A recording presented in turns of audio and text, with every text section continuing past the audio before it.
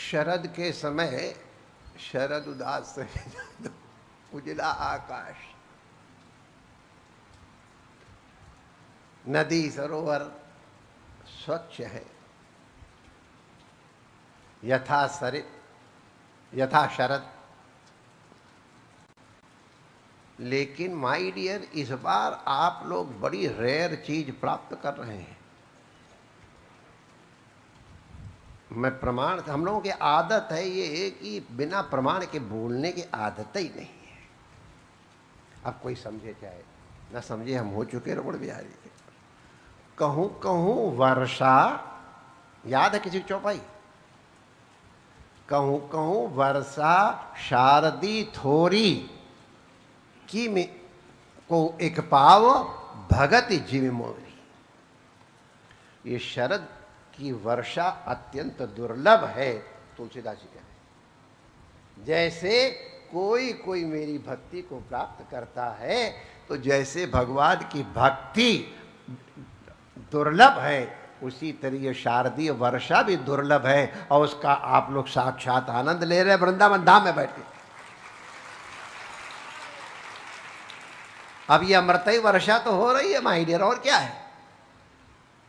महापुरुषों की वाणी की अमृत वर्षा हो रही है, और ये भी अमृत वर्षा ही है, क्योंकि दुर्लभ है।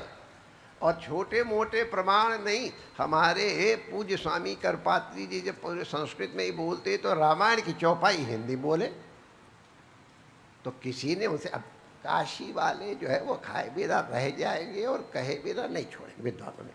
लेकिन आदर से, माने उनका कहना सदैव आदर से, जिज्ञासा। और करपात्री जी महाराज तो वैसे ही पूज्य। महाराज आप तो संस्कृत में बोलते हो, ये आप हिंदी में रामायण चौपाई कैसे बोलते हो? तो करपात्री जी महाराज के वचन है, इसलिए प्रमाण में मैं कह रहा हूं। श्री तुलसी रामचरित मानस की चौपाइयां वेद मंत्र के समान पवित्र हैं। मैं वेद मंत्र का ही उच्चारण करता हूं, भाषा का उच्चारण नहीं करता। तो तुलसीदास जी के वचन हैं, कहूं कहूं वर्षा शारदी थोरी, जिनको पाओ भगत इक मोरी। पता नहीं मंच का प्रभाव है, अभी कहीं ये मंच पे चर्चा नहीं हुई, केवल दो चार हमारे जो अत्यंत निकट हैं महापुरुष, उनसे चर्चा हुई। इस वर्ष दीपावली और कार्तिक पूर्णिमा को ये जो ग्रहण हो रहे हैं ना, ये अवसर शायद हजारों सैकड़ों साल के बाद तो है, शायद हजारों सालों के बाद आ रहा है, और ये आपके जीवन में घटित होने वाला है। 15 दिन के अंदर 2 ग्रहण, सूर्य ग्रहण और चंद्र ग्रहण, बहुत रेयर है। ये रेयर अवसर आपको मिलेगा। ये इस और भी है विशेषताएं, अद्भुत है वर्ष। और महाराज जी के दर्शन मिल रहे, ले इससे बढ़िया क्या अद्भुत हो जाए। शरद पूर्णिमा के दिन हमको भी मिल रहे, भले लेट आए क्या हुआ, देर आए दुरुस्त आए। तो को एक पाव भगत जी में मोरी, मेरी भक्ति को कोई कोई प्राप्त करता है। ये भगवान रघुनाथ अपने श्रीमुख से कह रहे हैं।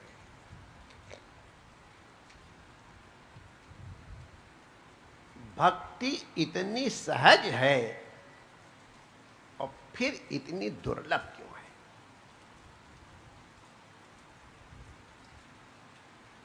भगवान के साक्षात भगवान सामने दिख जाएं तो भी भक्ति हो जाएगी, मालूम नहीं हमको।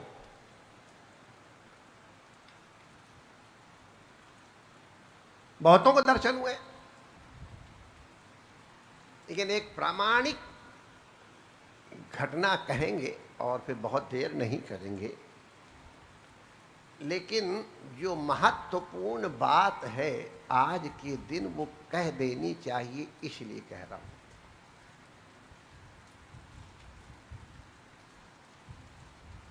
पराम्बा भगवती सती जी उनको कौन समझा रहा है? तुम त्रिभुवन गुरु वेद बखाना। भगवान भोलेनाथ त्रिभुवन गुरु हैं, सारी विद्याओं के आचार्य। जो विद्या आप कहो उन सब के आचार्य वही हैं भोले बाबा। व्याकरण ले लो, जो ले लो, सबके आचार्य हैं गुरु, त्रिभुवन गुरु हैं।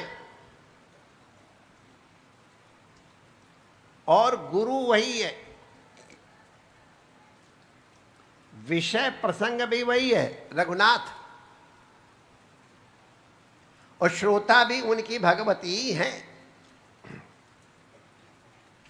चाहे सती है और चाहे पार्वती। पार्वती जी ने रघुनाथ, सती जी ने रघुनाथ को सामने देखा है।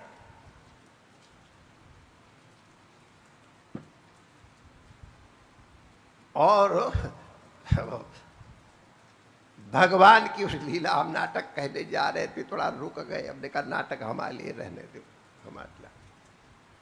भगवान की साक्षात दर्शन कर रही, बड़े बड़े नेत्रों से, बड़े बड़े नेत्र हैं उनके, और उनको शंका हो रही है। त्रिभुवन गुरु उनको समझा रहे हैं, नहीं समझ पाई ना।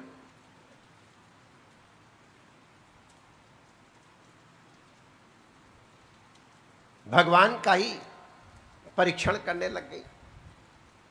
और फिर उस परीक्षण के बाद जो जो हुआ वो भी कोई बहुत श्रेयस्कर नहीं था। अरे गलती हो गई थी तो महाराज वो हो गई।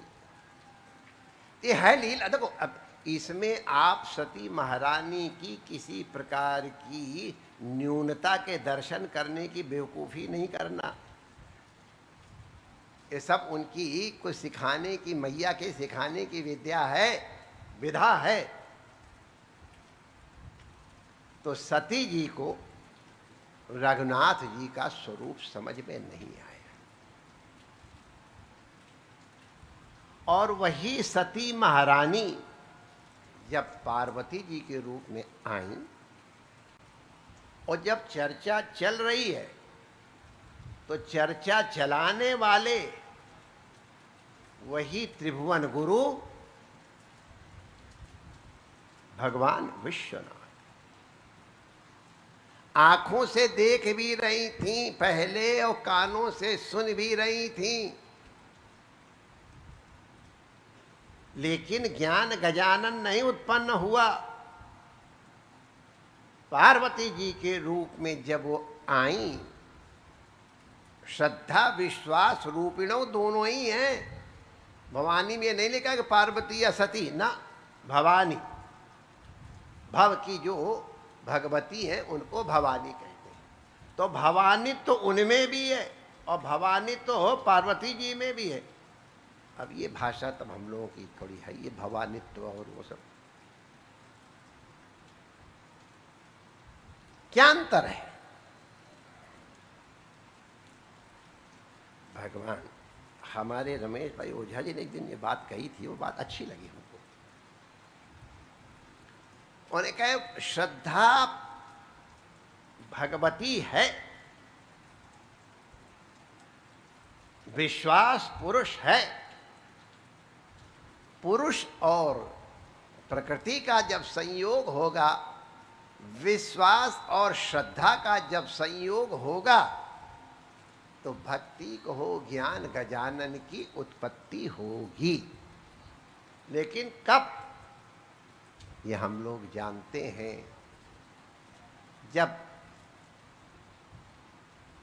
जाया ऋतुमती होती है तभी उसमें ज्ञान गजानन के उत्पन्न की सामर्थ्य आती है। भगवती पार्वती ऋतुमती श्रद्धा है। ऋतुमती श्रद्धा का जब संयोग दृढ़ विश्वास के साथ होता है, तब परिणाम स्वरूप ज्ञान गजानन की उत्पत्ति होती है। हमारा आशय और निवेदन करने का प्रयोजन यही है कि हम जब श्रवण कर रहे हैं तो हमारी श्रद्धा ऋतुमती है कि नहीं।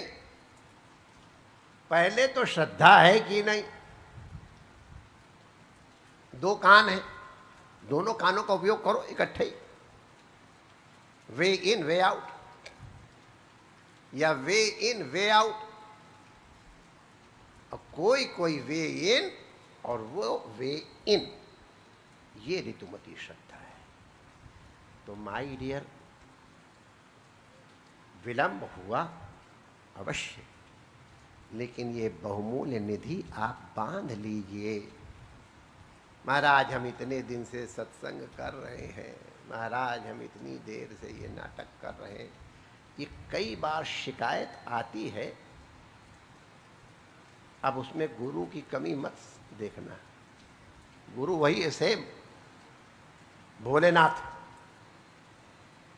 वर्णन भी वही है सेम, रघुनाथ।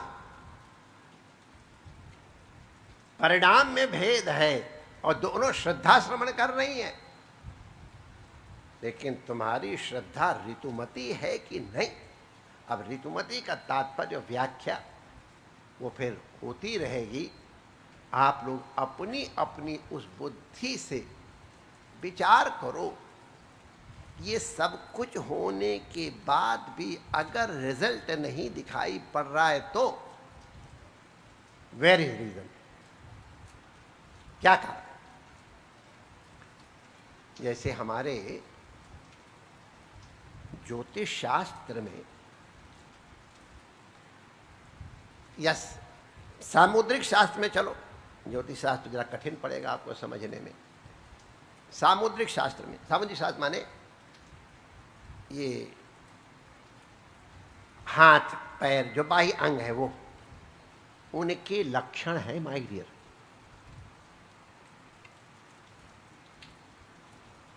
सन्यासी को नहीं पढ़ाना चाहिए।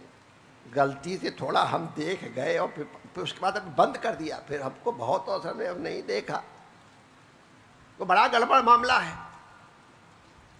उसको जानकारी के बाद और उन लक्षणों को हमारी इच्छा नहीं है और तो भी दिखाई पड़ गए, तो इसका नेचर इस तरह का वो हमारे दिमाग में घुस जाता है। उससे हमको क्या लाभ होगा, एक हानि ही हुई।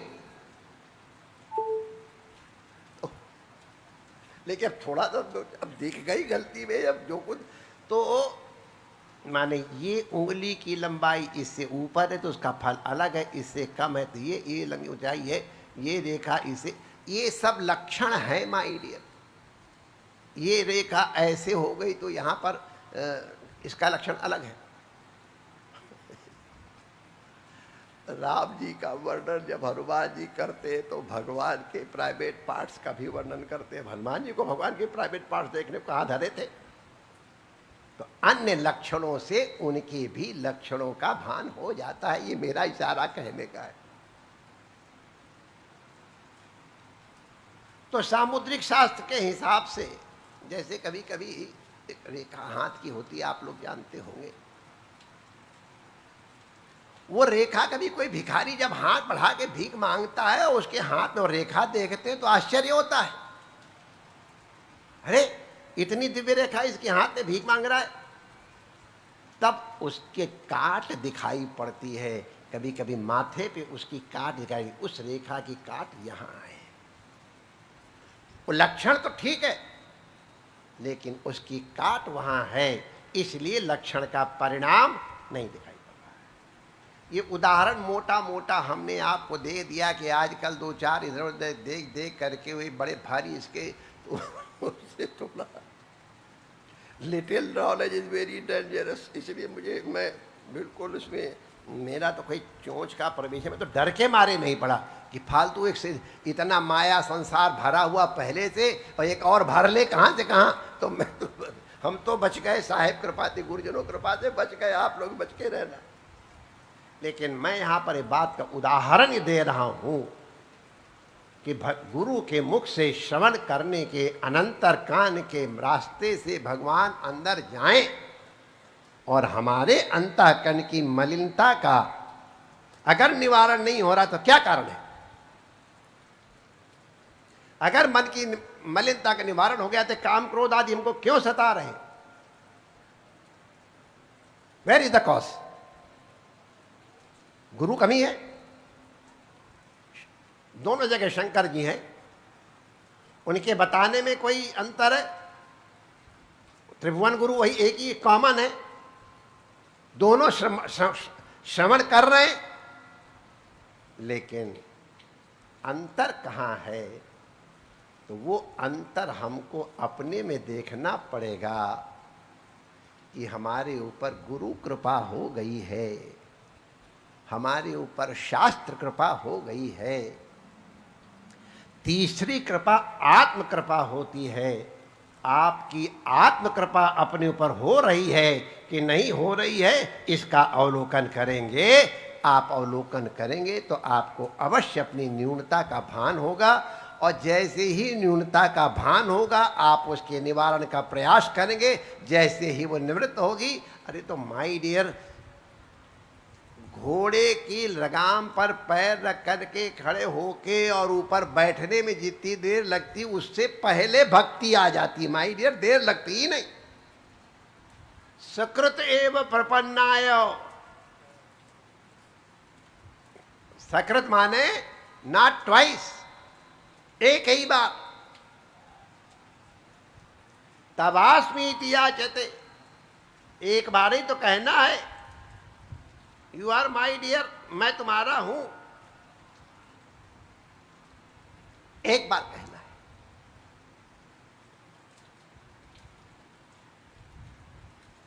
भगवान का एक बार कहना पर्याप्त है, एनफ, मोर देन एनफ।